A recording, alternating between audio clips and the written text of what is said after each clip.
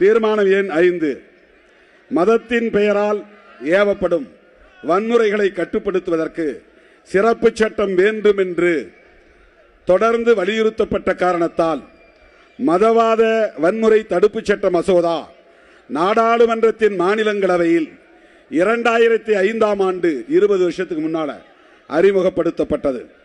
பின்னர் நாடாளுமன்ற நிலைக்குழுவுக்கு அனுப்பப்பட்ட அந்த மசோதா சட்டமாக்கப்படாமலேயே 2014ஆம் ஆண்டு கைவிடப்பட்டது. பாஜக ஆட்சி காலத்தில் தொடர்ந்து மத அடிப்படையிலான வன்முறைகள் அதிகரித்துக் கொண்டே இருக்கின்றன. அவற்றை கட்டுப்படுத்துவதற்கு மதவாத வன்முறை தடுப்பு சட்டத்தை இயற்ற வேண்டும் என ஒன்றிய அரசை இந்த பேரணி வலியுறுத்துகிறது.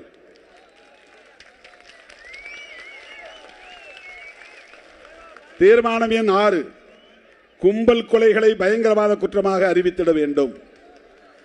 பாஜக ஆட்சி ஏற்பட்டதற்கு பிறகு இஸ்லாமியர்களை சங்க பரிவார அமைப்புகளை சார்ந்தவர்கள் கும்பலாக சென்று பொதுவெளியிலேயே அடித்து கொலை செய்யும் நிகழ்வுகள் அதிகரித்து வருகின்றன.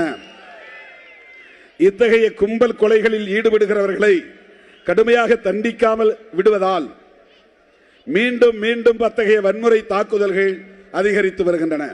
எனவே கும்பல் கொலைகளை பயங்கரவாத குற்றங்களாக அறிவித்து அத்தகைய குற்ற நடவடிக்கைகளில் ஈடுபடுகிறவர்கள் மீது பயங்கரவாத தடுப்பு சட்டத்தின் கீழ் நடவடிக்கை எடுக்க வேண்டும் என இந்த பேரணி, சிறுத்தைகளின் பேரணி வலியுறுத்துகிறது.